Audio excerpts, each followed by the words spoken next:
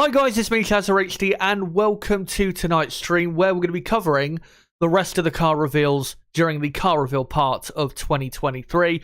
Great to see all of you guys as always in the live chat or in the comments section, no matter where you may be.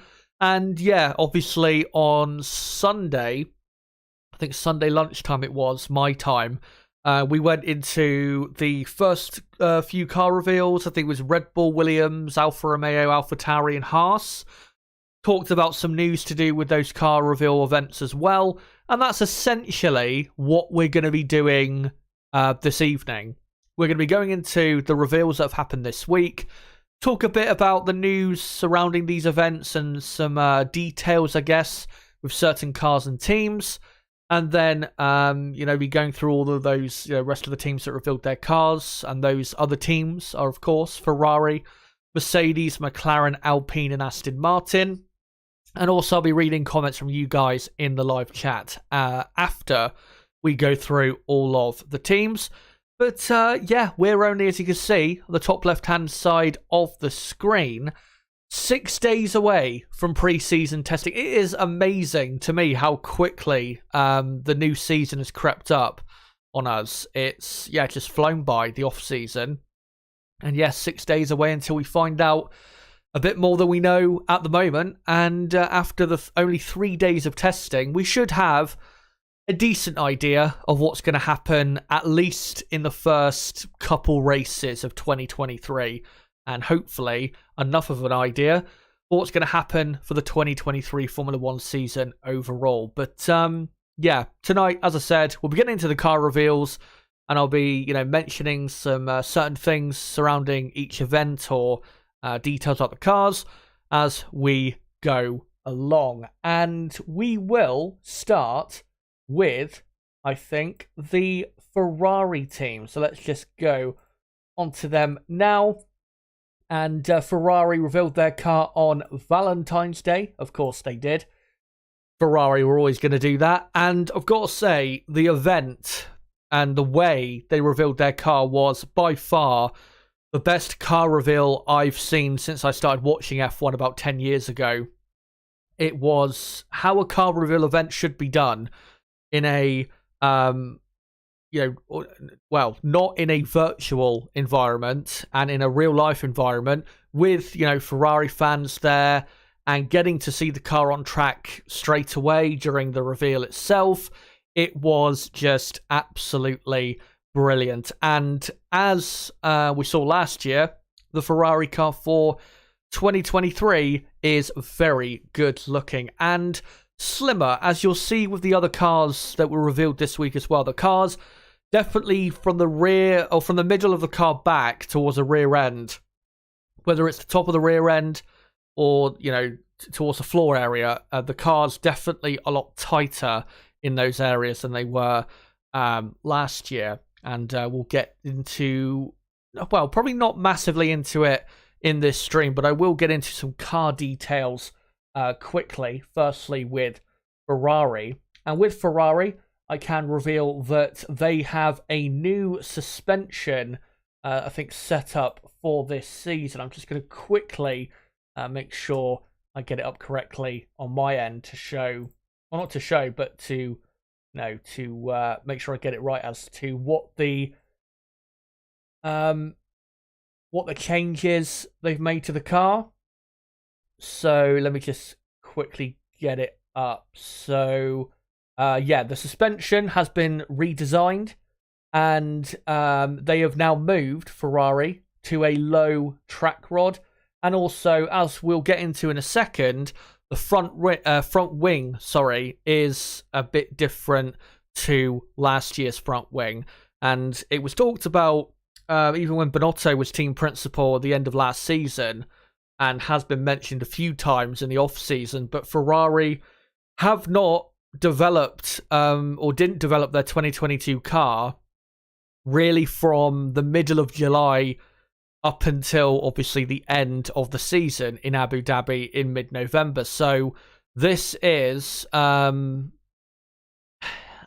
I'd kind of say a revision of last year's car, but also some new pieces and a bit of a revolution in certain areas as well. And it does look a very nice and fine car. Ferrari have been talking up also this car and how, you know, it's going to be definitely a lot better than last year's car, and that they believe that this year will be a good year, which obviously we hear every off-season and every car reveal that comes. With Ferrari, we hear about how they're going to win the championship and all of that. We'll see what actually happens. I don't think they will win the World Championship this year, but it would be a pleasant surprise if they were to do so. But they also claim to have tackled well their, quote, Achilles heel of reliability issues that we saw last year was a big problem as well. Especially in the mid-season for Ferrari was a big issue and put them just way too far behind Red Bull in both the Drivers' and Constructors' Championships, to the point where even if they did start producing great results when not breaking down, they wouldn't be able to, you know, catch Red Bull in the championship. But yeah, car looks nice. Livery looks great as it did last season. Again, it was a great car reveal or launch event, whatever you want to call it. But before I get into the next team being Mercedes-Benz, let's just get onto that front wing. So you can see here is the Ferrari front wing, and just above on both sides of the front wing, you know, on either side of the nose cone, just above the V-Power logo on both sides, you can see these, what have been called brackets on the front wing. And these look similar to what Mercedes brought to, was it the US Grand Prix late last year? I think you guys may have heard me talk about it, where Mercedes brought a new front wing to the track and they wanted to put it on the car, but the FIA said that those brackets, or whatever you want to call it, were illegal and made them not use it in the remaining races of the season. So far, it seems as though Ferrari's front wing is legal, but I do expect more developments on this story, I guess you could say. I could see Mercedes protesting that front wing, given what the FIA told them at the US Grand Prix. Obviously, I'm sure Mercedes and other teams will be measuring this, you know, what Ferrari have done to see how, if it is different to what Mercedes had, what are the differences that make it legal? And they'll also be, you know, testing the legality, I guess, because of course, if they can get this front wing design thrown out, then that will be a benefit to their rival teams, being most likely in 2023 Red Bull and Mercedes. But yeah, just wanted to show that to you guys. And again, I expect further developments on this situation during pre-season testing. I wouldn't be surprised if the FIA decided that it was not legal. Would not be surprised whatsoever. But we'll see during testing. And like I said, I'm 100% sure we will hear some sort of clarification, announcement, whatever, by the FIA or a rival team regarding this front wing, because it's already caused a bit of a stir online after their reveal on Tuesday, which was only, 3 days ago. So yeah, we'll see what happens with that. But yeah, great. Oh no, let's not go to that. We'll go to that towards the end of the stream. Yeah, great reveal, great event, and let's hope Ferrari actually to deliver in 2023 compared to, well, the last, 14, 15 years or so. But now let's go on to the Mercedes team. And they have gone back to black in 2023. Good to see, because their black livery from 2020 and 2021 was very nice. I thought it was a good livery they had in those particular years. Obviously, lots of fans online really did like that livery as well. And yes, it's great to see it back. Another reason, though, a very good reason why they've gone back to the black colour, is because, and I talked about this, I think, a bit in my stream on Sunday with the first few car reveals, there are going to be more black coloured parts on these cars this year from all the teams. And the reason that is because, you know, applying paint to these cars adds weight. And we saw last year how, you know, weight differences really did account for certain results, especially at the start of last season. So, yeah, that's going to play, we're already seeing the cars appear more in a darker colour so far with their liveries. And obviously with Mercedes going to the black colour, that really does give them an advantage in terms of weight. So, yeah, it's not really... I mean, it's a surprise to a certain extent because I don't think there was really any indication that they were going to go back to this colour. But I'm not, considering what other teams have been doing with their, exposed carbon fibre and leaving certain areas just black, I'm not massively surprised, put it that way, by Mercedes going back to this colour. It does look, though, very, very nice. And also the driver numbers and, you know, the colours they're in look nice as well.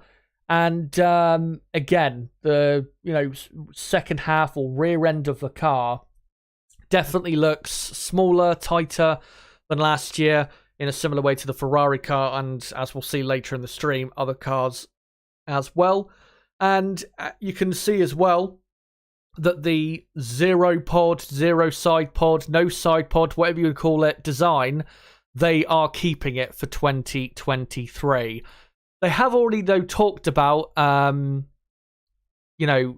expanding on it or trying to, go in different directions with that core idea. So, we may see some differences to the side pod area during the course of the season, but Mercedes firmly believe, and we heard these things at the end of last season as well, they firmly believe that the zero side pod idea has its merits, and they believe that the porpoising they had last year is not really as connected to the side pod design as people were saying, namely myself.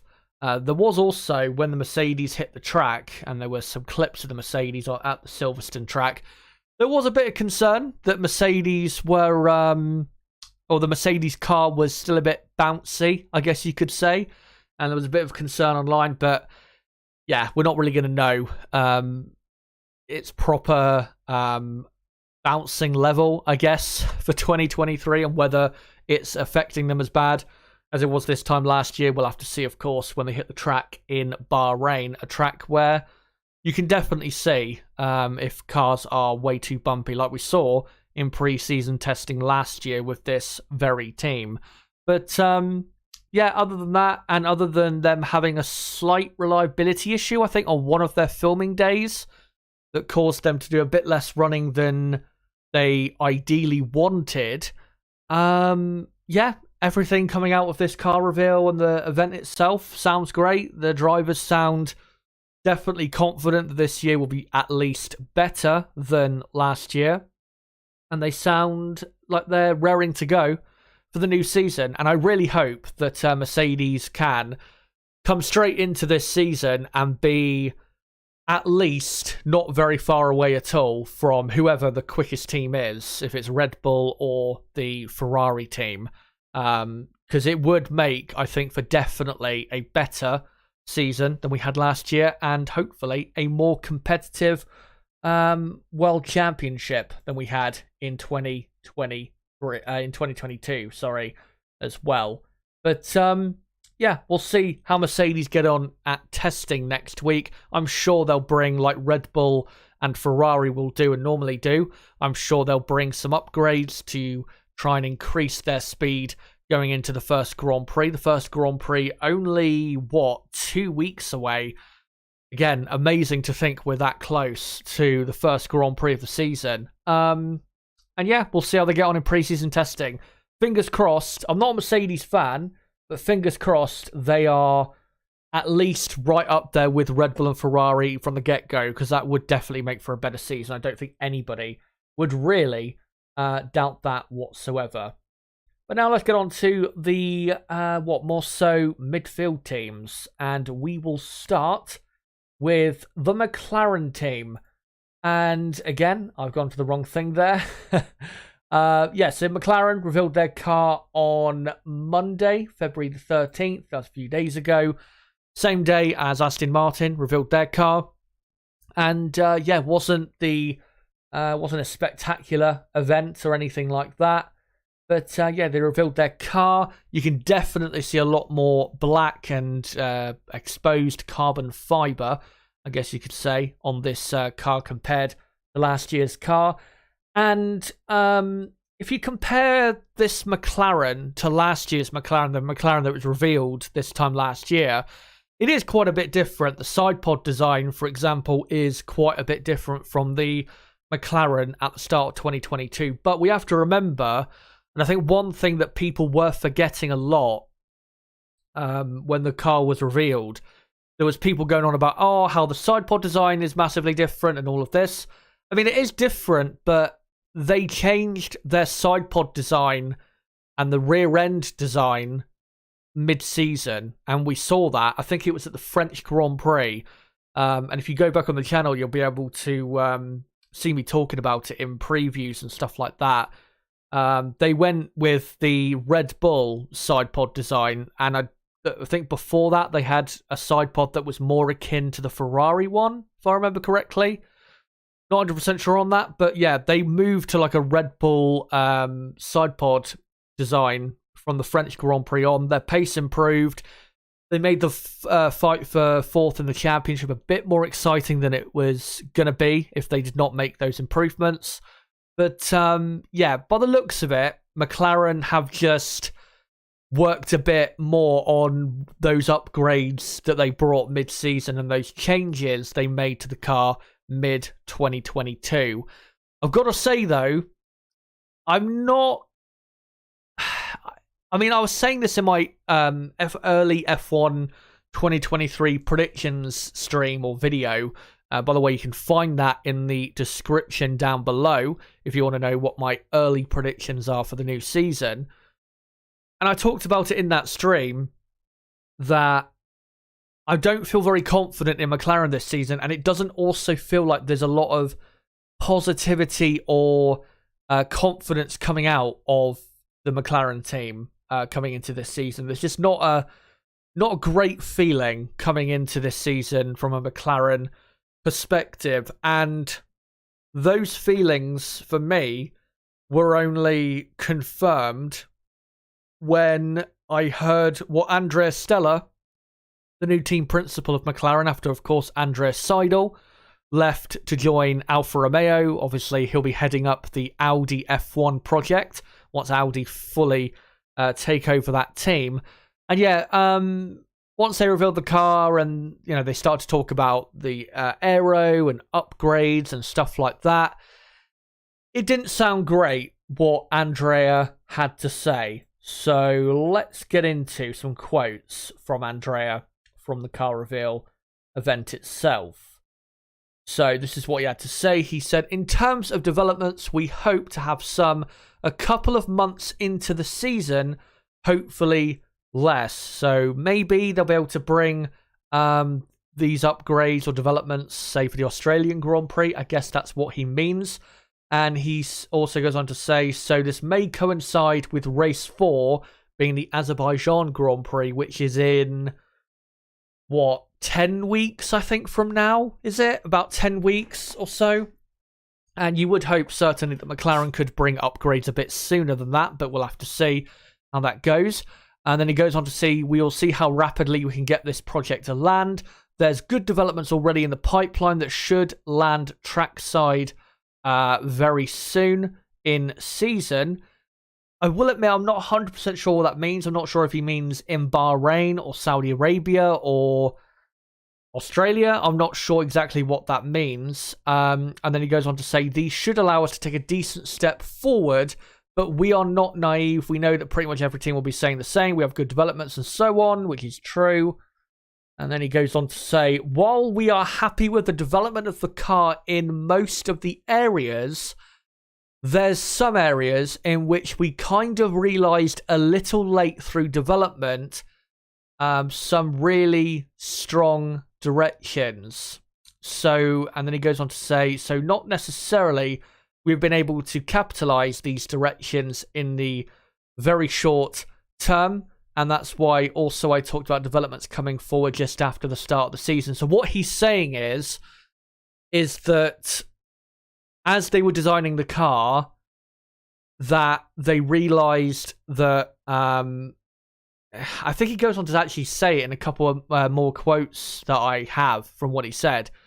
But essentially what he's saying is that they realized areas that they could improve, and that's why he, was talking about just a moment ago, developments coming for the McLaren team just after the start of the season.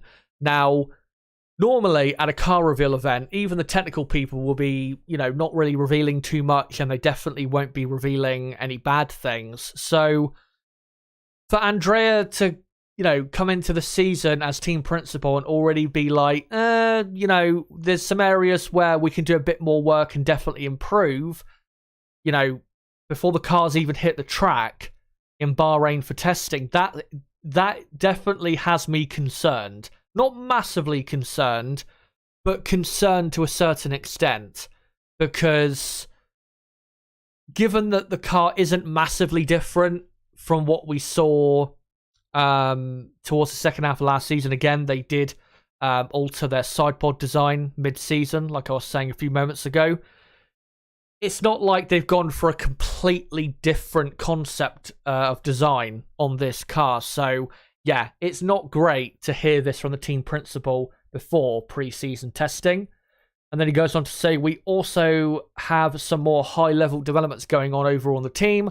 I'd like to remind the importance of getting the new wind tunnel to come to fruition, which should happen around the mid-year. That should be a step change for many reasons, not only the fact that it improves your methodologies.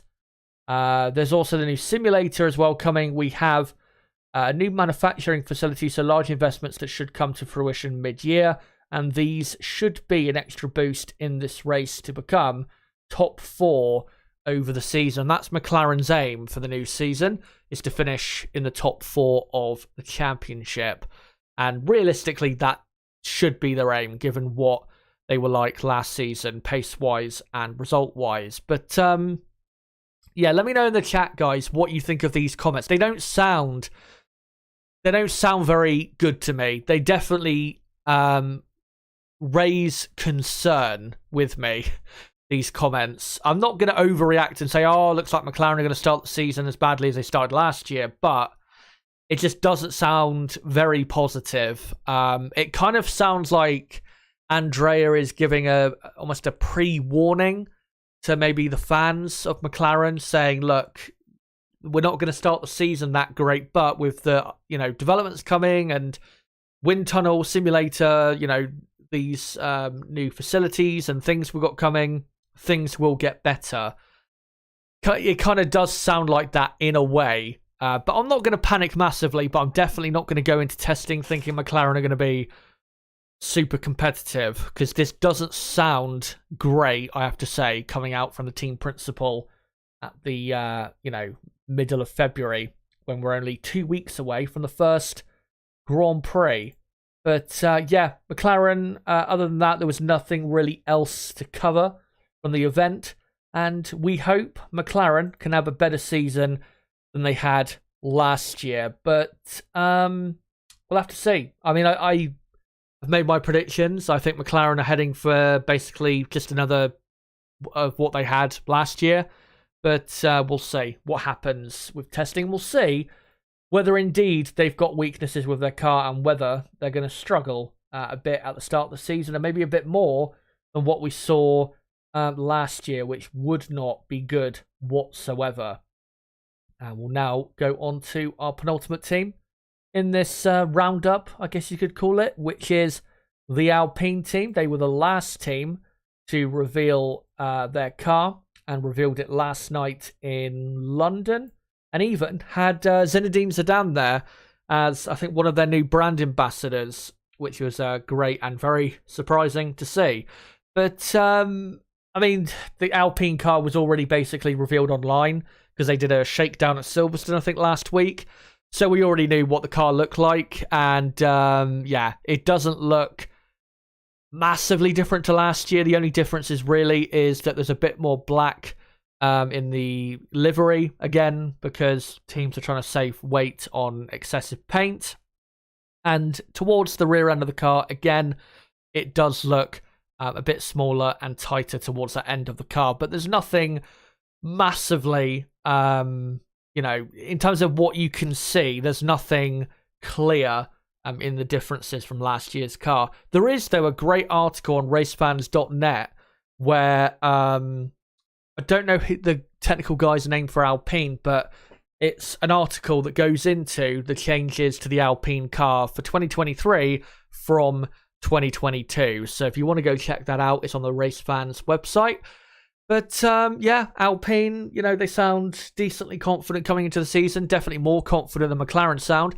Oh yeah, as well, this is the livery, the pink livery. If you remember it from the start of last season, they used it, I think, for the first 2 races, I believe. Yeah, I think it was. They're going to be using the pink livery again at the start of this season, but instead for the first 3 races. So that'll be Bahrain, Saudi Arabia, and Australia. I don't mind the pink livery. I think the blue livery I like more. But yeah, the pink, I don't mind seeing that pink livery. But you can see right there with the, just below where the Castrol sponsorship sign is, just, to the right of where the driver sits. And going, towards the rear end of the car, a lot more black on this Alpine and also in the bargeboard area, and a lot more, again, exposed carbon fibre, which, again, is because they want to save on weight. But, yeah, Alpine car, not really much else to say on this livery. And on the car itself, again, we kind of already saw the car a few days before the event itself. Nothing really that groundbreaking was said at the car reveal event itself. I think Alpine, they already were saying, They were already saying coming into this season, or not coming into this season, but at the end of last season, they were saying that they already thought they'd made a good step forward on the new 2023 car. So, yeah, we'll see if that is the case on this new car. That's a good angle. This photo you can see on your screen now. A good angle to see just the aero developments, especially in the side pod area of the car. And of course, Alpine made plenty of improvements and developments to that area. I think they brought like 2 or 3 upgrades in like a 3-month period to that specific part of the car. And that definitely helped towards them finishing 4th in the championship last season. So, yeah, we'll see how they get on with their developments this year. And finally, we will go on to the Aston Martin team. And Aston Martin revealed their car, just like McLaren, on Monday, February the 13th, a few days ago. And, yeah, it was a decent event. Eventually, they revealed their car. And it is a good-looking car. You can definitely tell with that side pod design that that one of the head technical guys, Dan Fallows, used to work with Red Bull. You can definitely tell that they're taking inspiration from Red Bull, and that Dan Fallows, of course, is transferring that idea into this Aston Martin car. Not sure he's doing it illegally or anything, but yeah, you can clearly see the inspiration, and we saw that, of course, last season as well. It, again, looks like a very nice car. Definitely thinner and the bodywork tighter towards the middle than it was last year, I remember. And yeah, it just looks like a good car. This Aston Martin car looks definitely better looking in terms of the bodywork placement and all of that than it did last year. And with Aston Martin's car reveal, there wasn't, again, kind of like with Alpine, there wasn't any groundbreaking news or anything to come out of the reveal itself. As usual, they were talking up their chances of what they're going to do in 2023. Lawrence Stroll, the team owner, thinks they're going to take a good step forward this year. And overall, Aston Martin think they're going to, do something good in 2023. We'll see, of course, in testing whether that is the case. And I think if you remember back to last year, this time last year, Aston Martin, it wasn't quite this time last year, but when we got to pre-season testing in 2022, I remember saying on stream, and it was clear to see, the Aston Martin 2022 car at the start of last year was so bad. It was so visibly obvious how bad it was. It had awful understeer, no grip really front or rear end, and was slow in a straight line. It was just overall a complete just shitbox of a car. So if there's going to be one team in testing compared to last year's testing that shows massive improvement in lap time and just visibly, it's going to be Aston Martin, because we saw the improvements they made during 2022, and I expect definitely a bit more from them than what we saw this time last year. So yeah, we'll see how they get on in testing. Hopefully they show us quite a bit in testing. But those guys are all of the car reveals done. Obviously, I did the first half of the car reveals on Sunday, and those teams and pictures are, of course, the rest of the teams is car reveals themselves. So let me quickly, before I get on to anything else, get into your comments in the live chat. Just want to say quickly, if anyone new is watching, don't forget to subscribe for more content like this, because I will be live for pre-season testing beginning again in 6 days' time. I'll be live for a watch along on all 3 days. For day 1, I'll be live for the afternoon session only, so for like 4 hours. Same for day 2, afternoon session only. And then for day 3, the final day of testing, I'll be live for the entire day. So make sure to join me for that next week. And of course, in between testing finishing and the first race weekend beginning, I've got plenty of content coming up as well. So, yeah, make sure to join me for that. And if you are new, don't forget to subscribe. And for everyone watching right now, don't forget to smash that like button. And, yeah, let's get into some comments from you guys before we get to the end. So, and great to see you all here. Derek Tate says, good evening, hoping you're well, brother. Great to be on your show. The Mercedes car looks fantastic. Good evening to you as well. Let me see if we can find some comments in regards to the cars and teams and everything. Brother Moles says, one thing I've learned over the years of watching F1, if a team is underselling itself like McLaren, it's either going to be a donkey or a rocket ship. Yeah, I think you're mostly right with that. I think the chances of them producing a rocket ship is lower than it being an absolute donkey of a car. I really hope, though, it's not a really bad car, because it would be McLaren squandering all the work that went into getting them up the grid, like we saw in 2019, 2020, and 2021. And it would be a massive shame. And I know, obviously, they've got the wind tunnel coming and the new facilities. I get that, but they need to at least, until those things come into place, they need to at least be fighting seriously for the best of the rest honours, because if they fall back to a lower midfield position, then yeah, that's not going to be good for their future. Anders Ericsson says they are surely not ready and expect some issues. I wouldn't say they're not ready, McLaren, but if you're already giving an indication that you expect there to be issues with, pace out of the blocks before we've even seen testing, then yeah, it's not a great omen going into the season. Because normally teams will just, say they're happy with the car, can't wait to see how it does in testing, etc. They're not going to say, or they're not going to tell the truth. I mean, we don't know, of course, if it is the truth that the McLaren car is already a bit behind on what they want it to be. But yeah, it's definitely not something you would normally hear at the start of a new season. Butterfly Blue Shorts says, a worry for McLaren seems brand focused over wins. I think others will progress ahead this year. Yeah, I think, I mean, Aston Martin definitely. They're going to make more progress this year than McLaren. Whether Aston Martin beat McLaren is a completely different story, but Aston Martin definitely heading in the right direction. McLaren not really heading in any direction. They're just kind of where they are, just staying where they are, I guess you could say.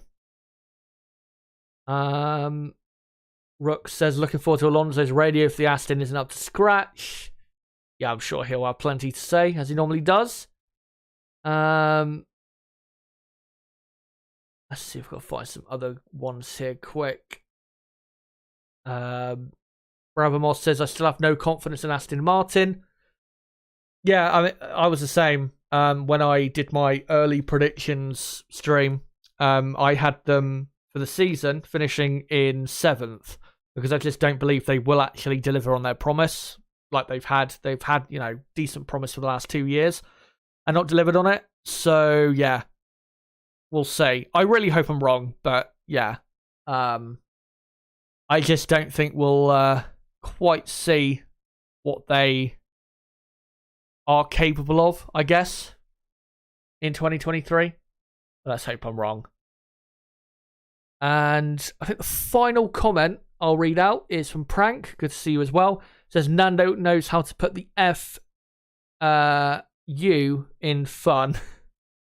Yeah, I'm sure if my prediction comes true, then Fernando Alonso being a long-term option Aston Martin, that idea will very quickly vanish because he's not going to stick around if the car is at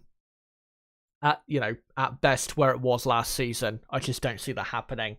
But cheers for your comments, guys, and cheers for coming along. Before you go, though, make sure, before everyone goes, make sure to just stick around for this, because I'm just going to quickly get into my schedule, my next 2 pieces of content coming on the channel. So again, I'll be live for day 1 and day 2 of pre-season testing, doing watch-alongs for both of those days, only for the afternoon session. So firstly, day 1 watch-along afternoon session for Thursday, the 23rd of February, next Thursday.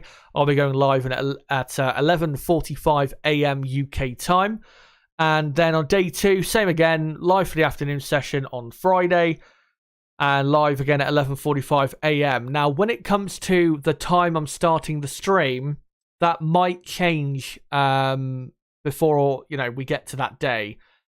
The reason I'm saying that is because I'm not 100% certain on the exact timings of the sessions yet, in terms of when does the morning session end and when does the afternoon session begin and end and all of that.